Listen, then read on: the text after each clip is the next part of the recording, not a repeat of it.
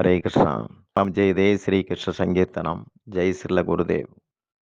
ஸ்ரீமத் பாகவதம் 9வது ஸ்கந்தம். சூரிய சந்திர வம்சத்து வர்ணனைகள் சொல்லப்படுது. முதல் ஸ்கந்தத்துல பாகவதம் கேட்கக்கூடியவனுடைய தகுதிகள் சொல்லப்பட்டது. மரணம் தலை மேல சவாரி செய்ய போகிறது அப்படின்னு தெரிஞ்ச உடனே பரீட்சித் ராஜா தன்னுடைய சுகபோக வாழ்வுக்கு முடிவு கட்டிட்டு வாழ்க்கையை திருத்திக்கிட்டார். வைராக்கியத்தோட காட்டுக்கு புறப்பட்டார். வைராக்கியத்தோட துறவை ஏத்துக்கிறவனுக்கு சத்குரு தேடி வர்றார். நீங்க சாது ஆனா சாதுவை சந்திக்க இன்னொரு சாது வர்றார். 2ஆம் ஸ்கந்தத்துல மரணம் சமீபத்துல இருக்கிறவனுடைய மனிதனுடைய கடமைகள் என்ன அப்படிங்கிற சர்ச்சைகள் ஞானபூர்வமாக சொல்லப்பட்டது. 3, 4ஆம் ஸ்கந்தங்கள்ல சர்க்கம் விசர்க்கம் படைப்பு உபபடைப்புகள் மற்றும் ஞானத்தை கடைப்பிடிக்கிறதெல்லாம் சொல்லப்பட்டது. 5ஆம் ஸ்கந்தத்துல ஸ்திதி அப்படிங்கிற அதாவது ஆன்மீகத்தை கடைப்பிடிக்கிறவனுடைய நிலைத்த தன்மை கூறப்படுது. ஞானம் பற்றி சொல்லும்போது அது வெறும் பேச்சல்ல, வரட்டு ஞானம் அமைதி தராது, அதனால் சாந்தி கிடைக்காது, ஞானத்தை நடைமுறைப்படுத்தணும் அப்படிங்கிறது சொல்லப்பட்டது. 6ஆம் ஸ்கந்தத்துல பகவத் அனுகிரகம் பற்றி சொல்லப்படுது. நல்லா சாப்பிட்டாச்சுன்னா புஷ்டியா இருக்கலாம்னு சொல்லுவாங்க. ஆனா 6ஆம் ஸ்கந்தத்துல பகவானை காணணும் அப்படிங்கிற ஏக்கத்துல மனித வாழ்க்கை அமைஞ்சதுன்னா அவன் புஷ்டியானவன் அப்படின்னு சொல்லப்படுது. மனுஷங்க ஆன்மீக நாட்டம் இல்லாம சிற்றின்பத்துல வீழ்ந்துட்டா புஷ்டிக்கு பதில் துஷ்டத்தனம். 5ஆம் ஸ்கந்தத்துல அசத் வாசனையை விளக்குவதற்கான சாது தர்மங்கள் வாசனைகளும் சாது தர்மங்களும் சொல்லப்பட்டது.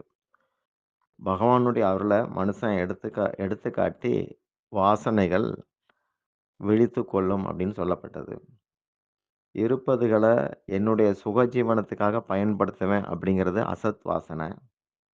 பிரகலாதனுக்கு கிடைச்ச அத்தனையும் பிரத்தியாருக்கே பயன்படுத்தினான். எனக்கு கிடைச்சிருக்கிற சுகம் பகவானுடைய அருள் அப்படின்னு கருதி தானும் சுகங்களை அனுபவிச்சு மற்றவங்களுக்கும் சுகம் தர்றவன் நல்லவன் தான். ஆனா அவன் சாது கிடையாது. தான் துன்பங்களை ஏத்துக்கிட்டு மற்றவங்களுக்கு சுகம் தருப்பவன் சாது.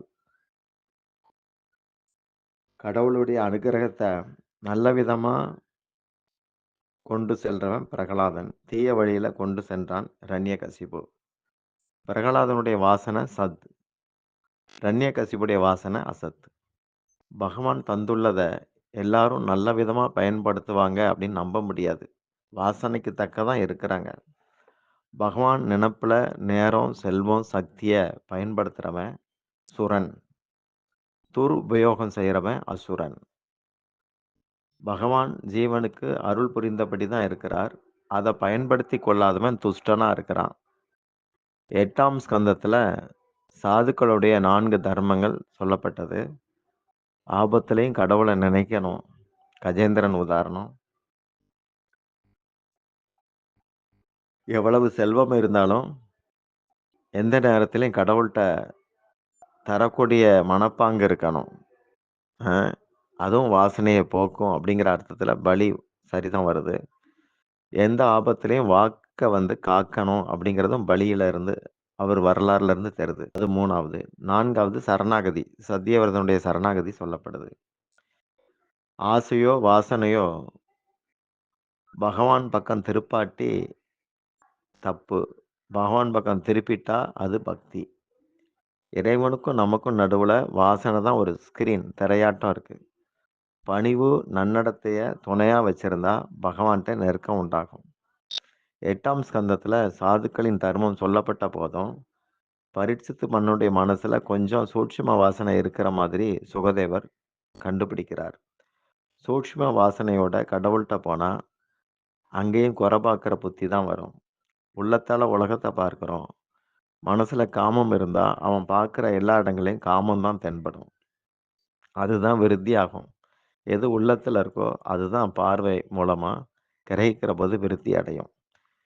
ஒரு பொண்ண பெத்து வளர்த்த அப்பா, அவ திருமணமாகி மாமியார் வீடு போறபோது தாங்க முடியாம அழுறா. அப்பாவுக்கும் துயரம், இதயம் வலிக்குது. மகளோ தேம்பி தேம்பி அழுறா. அழுதபடி தந்தைய கால்ல விழுந்து வணங்குறா. தந்தை வந்து அழ முடியாது. துயர்கள தாங்குறவன் தான் தந்தை. அவர் வந்து வாத்சல்யத்தோட காலடியில கிடக்கிற பொண்ண தூக்கி நிறுத்தி ஆறுதலா ஆலிங்கனம் பண்றார். கை போட்டு தட்டி கொடுக்கிறார். இது குற்றமற்ற சம்பவம், ஆலிங்கனம். ஆனா வழியில போறவனுக்கு கண் தப்பா படுது. விகாரமா படுது. தந்தை மகளின் உறவு ரொம்ப புனிதமானது, தூயது. விட லட்சம் மடங்கு புனிதமானது கோபியர், கிருஷ்ணர் இவங்களுடைய சந்திப்பு. எத்தனை லட்சம் பிறவிகளுக்கு பிறகு ஒரு ஜீவன் கடவுள அடையுது. அது தன்னுடைய உணர்வுகள கொட்டுது அப்படிங்கிறது தான் அதுல பார்க்கிறோம். சுகதேவர தரிசித்த பிறகு தேவலோக அப்சரஸ் பெண்கள் காமத்தை இழந்து போயிட்டாங்க. சுகதேவர் பற்றற்றவர், நிஷ்காமி. அவர் காமமே அறியாதவர். அப்படிப்பட்ட மகாத்மா அவர். சூரியன இருள் நெருங்க முடியாது. அதுபோல காமம் கிருஷ்ணர் பக்கத்துல வர முடியும். புத்தியில காமம் இருந்தா கிருஷ்ண தரிசனம் கிடைக்கும். மன்னனோட அறிவ திடமாக்கிட, சுத்தப்படுத்திட 9ஆம் ஸ்கந்தத்துல சூரிய சந்திர வம்சத்து மன்னர்களுடைய கதையை விவரிக்கிறார் சுகதேவ். சூரியன் அறிவுக்கு அதிபதி, சந்திரன் மனதுக்கு அதிபதி. அறிவு தூய்மைக்காக சூரிய வம்சத்து ராமச்சந்திரர் கதையையும், மன தூய்மைக்காக சந்திர வம்சத்து ஸ்ரீ கிருஷ்ணரது கதையையும் சொல்றார். ராவணன் காம வடிவம். மனசுல இருக்கிற ராவணத்தன்மை மரிச்சு போகணும்னா ராமபிரான் நடந்த ஒழுங்க நாம அனுசரிக்கணும். ராமனுக்கு பிறகு கிருஷ்ணர் வாரார். 9ஆம் ஸ்கந்தத்துல 2 பகுதிகள் இருக்கு. அது வந்து சூரிய சந்திர வம்சத்து மன்னர்கள். சூரிய வம்சத்துல ராமபிரான், சந்திர வம்சத்துல கண்ணபிரான். 7ஆம் ஸ்கந்தத்துல வாசனைகள் பற்றி வந்தது. அதை நாசம் பண்ண 8ஆம் ஸ்கந்தத்துல உபாயங்கள் சொல்லப்பட்டது. அதாவது சதா பகவானை நினைக்கிறது, தான புத்தியோட இருக்கிறது, வாக்க காப்பாத்துறது, சரணாகதி பண்றது. வாசனைய பகவான்கிட்ட திருப்பினா அது உபாசனையா மாறும். வாசனை போன பிறகு 9ஆம் ஸ்கந்தத்துல நுழையிற தகுதி வரும். 9ஆம் ஸ்கந்தம் மனம், அறிவு இதுகள்ல உள்ள தூய்மை பற்றி சொல்லுது. சூரியன் புத்திகாரகன், சந்திரன் மனகாரகன். அ 3ஆம் பிறை அப்படின்னு ஒண்ணு உண்டு. அத தொடர்ந்து தரிசிக்கிறவனுக்கு மேன்மை கிடைக்கும் அப்படின்னு கேள்விப்பட்டிருக்கிறோம். மனசுக்கும் மதிக்கும் தொடர்பு இருக்கிறதுனால ஜாதகக்காரர்கள் கூட அத அடிக்கடி குறிப்பிடுவாங்க. சந்திரமதி அப்படின்னு ஒரு வார்த்தையும் இருக்கு. பிறை அப்படிங்கிறது நிலாவ குறிக்கும். அந்த பிறைங்கிற சொல்லு தான் ஆங்கிலத்துல, அதாவது மூளைக்கும் நிலாவுக்கும் சம்பந்தம் இருக்கிறதுனால, பிறை அப்படிங்கிற சப்தத்த தான் ஆங்கிலத்துல வந்து பிரெயின் அப்படின்னு போட்டாங்க. வாசனை நீங்குனா மோகமும் நீங்கும். சிலருக்கு வீட்ல மோகம், சிலருக்கு மனைவி, பிள்ளைகள்ல மோகம். மோகத்த விடுன்னு பலரும் சொல்வாங்க. மோகத்த விடு. ஆனா, அத எப்படி எடுத்துக்கிட்டாங்க? வீட்ட விடு, மனைவிய விடு அப்படின்னு எடுத்துக்கிட்டாங்க. வி மோகம் வந்து வீட்டுக்கு இல்ல, மனுஷனுக்கு தான் இருக்கு. அ அவன் வீட்ட விட்டு காட்டுக்கு போனா கூட, குறிப்பிட்ட மரத்தடி அவனுக்கு பிடிச்சு போயிரும். அப்போ அந்த மரத்துல மோகம் வரும். அப்போ மோகத்த விடுங்கிறது, அதத்தான் நம்ம விட்டு போகணுமே ஒழிய, நாம் வீட்ட விட்டு போகணும்னு வலியுறுத்தப்படல. மனைவிய விட்டுட்டு ஒருத்தன் ஓடிரலாம். அதுக்காக பெண் சிந்தனைய விட்டு அவன் போனான்னு சொல்ல முடியாது. மோகத்த மட்டும் விடுங்கிறது தான் கருத்து. அ மனம் சுத்தமானா, அதுதான் கடைசி பிறவி. அதே சமயம், என் மனசு சுத்தமாயிருச்சுங்கிற நெனப்பும் வரக்கூடாது. அப்படி நெனச்சுட்டா, சாதனைகள்ல நம்பிக்கை குறையும். எப்பவுமே போஜனத்துல திருப்தி படலாம். பஜனையில திருப்தி படக்கூடாது. நல்ல காரியங்கள்ல, அறநெறிகள்ல திருப்தி படக்கூடாது.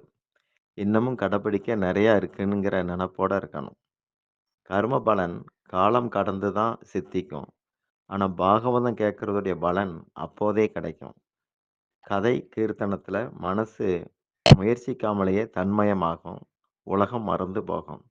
நாம உலகத்துல இருக்கணும். உலகம் மனசுல இருக்கக்கூடாது. அதுதான் விடுபட்ட நிலை. பகவான் படைச்ச உலகம் பஜனைக்கு இடைஞ்சல் கிடையாது. ஜீவன் தன்னுடைய மனசுல குடியமர்த்தி இருக்கிற உலகம் தான் பஜனைக்கு இடைஞ்சல். எண்ணெய் பாத்திரம், காய டப்பா இதுகள்லாம் எத்தனை தடவை கழுவுனாலும் வாசனை போகாது. மனுஷ மூளையும் அப்படித்தான் இருக்கு. காமத்துல அது மூழ்கி கிடக்கிறதுனால, கிருஷ்ண பிரேம ரசத்துடைய சுவைய அறியப்பட முடியாத நிலைமை இருக்கு. சூரியன், சந்திரன தினமும் மதிச்சு நடக்கணும். 3 வேளையும் காயத்ரி, சந்தியா பண்ணணும். வாசனைகள் நீங்க வழிகள் சொன்ன பிறகும், பரீட்சித் ராஜாவுக்கு மனசுல சூட்சுமமாக வாசனைகள் இருக்கிறதாக சந்தேகப்பட்டார் சுகதேவ கோஸ்வாமி. மரணத்துக்கு முன்பே அவனுக்கு தெய்வீக அன்போடைய ஆனந்த அனுபவங்கள தரணுங்கிற ஆசை சுகதேவருக்கு இருக்குது. மனசுல சிறு துளி காமம் இருந்தா கூட, தெய்வீக அன்பு புரிஞ்சுக்க முடியாது. அதனால சூட்சும வாசனைகள் நீங்கிட ராமகிருஷ்ண வம்ச கதைகள சொல்றார். பாகவதத்தின் முக்கிய உத்தேசமே கிருஷ்ண கதா தான். அதுக்கு தான் பக்திக்கு நாமம் அஸ்திவாரம். நாமத்தால இதயம் ராமன் மாதிரி மாறிரும். அதை அடுத்து கிருஷ்ணர் வாரார். எந்த மார்க்கமானாலும் சம்பிரதாயமா இருந்தாலும், ராவணனாகிய காமத்த ஓச்சிட்டு, ராமனுடைய அ ஒழுங்குகள கடைப்பிடிக்கணும்.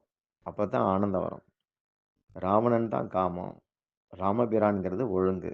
இந்த ஒழுங்குகள கடைப்பிடிக்கணும். ராமபிரான் அதனால மரியாதா புருஷோத்தமன் சொல்லப்படுறார். கிருஷ்ணர் வந்து லீலா புருஷோத்தமன். சைத்தன்ய மகாபிரபு பிரேம புருஷோத்தமன். ராமச்சரிதம் உலகுக்கு எப்பவுமே பின்பற்றத்தக்கது. கிருஷ்ண சரிதம் சிந்திக்கத்தக்கது. ராமன் செய்தத செய்யணும். கிருஷ்ணன் சொன்னத செய்யணும். ராமபிரானுடைய தாய் அன்பு, தந்தை அன்பு, சகோதர பாசம், ஏக பத்தினி விரதம் அத்தனையுமே வாழ்க்கையில கடைபிடிக்கத்தக்கது. உலகுக்கு பாரதம் தந்திருக்கிற கலாச்சாரம் ராமபிரான் காட்டுனது தான். ராமாயணத்துல இருக்கிற எல்லா பாத்திரங்களும் முன்மாதிரியானது. தசரதனுடைய புத்திர வாஞ்சை, சீதையுடைய பதிபக்தி இப்படி வரிசைப்படுத்திக்கிட்டே இருக்கலாம். கிருஷ்ணர் ஏன் பெண்களோட நடனம் ஆடினார் அப்படின்லாம் கேட்கக்கூடாது. அவர் குழல் ஊதவும் மயில்கள், குயில்கள், பறவைகள், மான்கள், மரங்கள், செடி கொடிகள், பிராணிகள், ஆண்கள், பெண்கள், குழந்தைங்க அத்தனை பேரும் ஆடுறாங்க. மெய் மறந்து ஆடுறாங்க. அவர் பாம்பு மேல கூட நடனம் ஆடியிருக்கார். அத பத்தி யாரும் விசாரிக்கிறதில்ல. இன்னைக்கு உலகத்துல எந்த ஆணாவது சால மத்தியில நின்னுகிட்டு, பாதையில நின்னுட்டு குழல் இசைக்கிறான். அவனுடைய மனைவி கூட வெட்கத்த விட்டு பக்கத்துல நின்னு ஆடமாட்டா. அ அவனுடைய வசீகரம் அவ்வளவுதான். கோவர்த்தன மலைய பகவான் இடது கை சுண்டு விரல்ல தூக்குனார். ராவணன் கூட அதே போல தூக்கியிருக்கிறான். 2ம் சாஸ்திரத்துல தான் இருக்கு. ஆனா ராவணன கடவுள்னு சாஸ்திரம் சொல்லல. அ கிருஷ்ணர் பிறந்த 3ஆம் நாள் பூதனை கிட்ட விஷத்த பருகுறார். அது அவருக்கு ஜீரணமாயிருது. இப்படி விஷத்த கூட ஜீரணிக்கத்தக்கவன் தான் மற்ற லீலைகள பின்பற்றத பத்தி யோசிக்கலாம். ராமபிரான் தன்னுடைய இறைத்தன்மை, ஐஸ்வர்யங்கள் இதுகளையெல்லாம் மறைச்சு மனுஷன் மாதிரி வாழ்ந்தார். ஒரு ஆன்மீக சாதகனுடைய நடத்தை எப்படி இருக்கணும் அப்படிங்கிறத ராமபிரான் காட்டியிருக்கிறார். சித்த புருஷனுடைய நடத்தை எப்படி இருக்கணுங்கிறத கிருஷ்ணர் சொல்றார். ராமபிரானுடைய வருகை அரக்கர்கள கொல்றதுக்காக அல்ல, மனுஷனுக்கு நடத்தைய பற்றி சொல்றதுக்காக. அவர் எந்த ஒழுங்கையும் மீறாம வாழ்ந்து உபதேசிக்கிறார். ராமபிரானின் லீலைகள் சுலபமானது, எளிமையானது. அவருடைய பால்ய லீலைகள் கூட சுலபமானது. ஆனா ஸ்ரீ கிருஷ்ணருடைய லீலைகள் அனைத்துமே நடக்க முடியாதது, நம்ப முடியாததா இருக்கும். அக்னி தேவன் சீதா தேவிய குற்றமற்றவர்ன்னு தெரிவிச்சிட்டார். அப்படி இருந்தும் ஒரு முட்டாள் மன்னானுடைய கடும் சொல்ல கேட்டு மன்னன் ராமபிரான் சீதா தேவிய தியாகம் செய்கிறார். ஒரு முன்மாதிரியாக மன்னன், ஆட்சியாளன் நடந்துக்கிறத காட்டுறார். உலகத்துக்கு காட்டுறார். சீதையும் என் கணவன் தான் எனக்கு ஈஸ்வரன் அப்படிங்கிற மாதிரி வாழ்ந்தாங்க. ராமன் மரியாதா புருஷோத்தமன். கிருஷ்ணர் வந்து பெண்ண திருடுறார். கோமளமான, மிருதுவான மனச திருடக்கூடியவர். அதனால அவருக்கு மன்மோகன் பேர். அவருக்கு ரன்சோர், ஓடுகாலின்னு ஒரு பேர் இருக்கு. நடபர நாகர, ஆடுகாலின்னு ஒரு பேர் இருக்கு. மக்கன் சோர், வெண்ணெய் திருடன் பேர் இருக்கு. மன்சோர், மனத களவாடுனான், திருடனான்ங்கிற பேர் இருக்கு. இப்படி எந்த தெய்வத்துக்கும் இத்தனை கெட்ட பட்டங்கள் கிடையவே கிடையாது. ராமநாமம் சுலபம். அவருடைய லீலைகள் இன்னும் சுலபம். அவருடைய நாமத்துல இருக்கிற எழுத்து ரொம்ப ரொம்ப சுலபம். கூட்டெழுத்தே இல்ல. நேர் நேர் எழுத்துக்கள். கிருஷ்ண நாமத்துல எல்லாமே கூட்டெழுத்து. நேர் எழுத்தே கிடையாது. ராமபிரான் பகல் பொழுது 12 மணிக்கு பிறக்கிறார். கிருஷ்ணபிரான் எல்லாருக்கும் தெரியும். நடுராத்திரி 12 மணிக்கு பிறக்கிறார். ராமன் பிறந்தது கனக பவனம், தங்க அரண்மனை. கண்ணன் பிறந்தது அரண்மனை ரொம்ப ரொம்ப சுதந்திரமானது. அ ஆட்சி பண்ணக்கூடியது. ஆனா கிருஷ்ணர் பிறந்தது அடிமைத்தனம் மிக்க சிறைச்சாலை. அங்க பிறக்கிறார். ராமன புரிஞ்சுக்கிறது சுலபம். கிருஷ்ணர புரிஞ்சுக்கிறது முடியவே முடியாது. ஜென்ம கர்மச்ச மே திவ்யம் ஒரு ஸ்லோகத்த சொல்றார். என்ன யார் புரிஞ்சுக்கிட்டானோ, என்னுடைய பிறப்பு செயல்கள, அவனுக்கு மறுபிறவியே இல்லைங்கிறார். சூரிய வம்ச வரலாற்றுல ராமபிரான் சரிதான் வருது. ராமபிரான் ஒழுங்கு அப்படின்னா, கிருஷ்ணபிரான் அன்பு. ஒழுங்கும், அன்பும் இருந்தா வாழ்க்கையில சுகம் வரும். நரசிம்ம லீலையில வந்து கோபநாசம், வாமன லீலையில லோபநாசம், ராம லீலையில காமநாசம் இப்படி சொல்லப்படுது. அதுக்கப்புறம் கிருஷ்ணர் வாரார். பாகவத்துடைய குறிக்கோள் என்னவோ அது கிருஷ்ண லீலை தான். என்னன்னா அது கிருஷ்ண லீலை தான். அப்படின்னா முதல் ஸ்கந்தத்திலே அத சொல்லியிருக்கலாமேன்னு கேள்வி வரலாம். ஏன் சொல்லல? காமமும், கோபமும், லோபமும் நாசமான பிறகு தான் கிருஷ்ணர் கிடைப்பார் அப்படிங்கிறது இங்க உணர்த்தப்படுது. ஹரே கிருஷ்ணா. மீதி நாளைக்கு பார்க்கலாம்.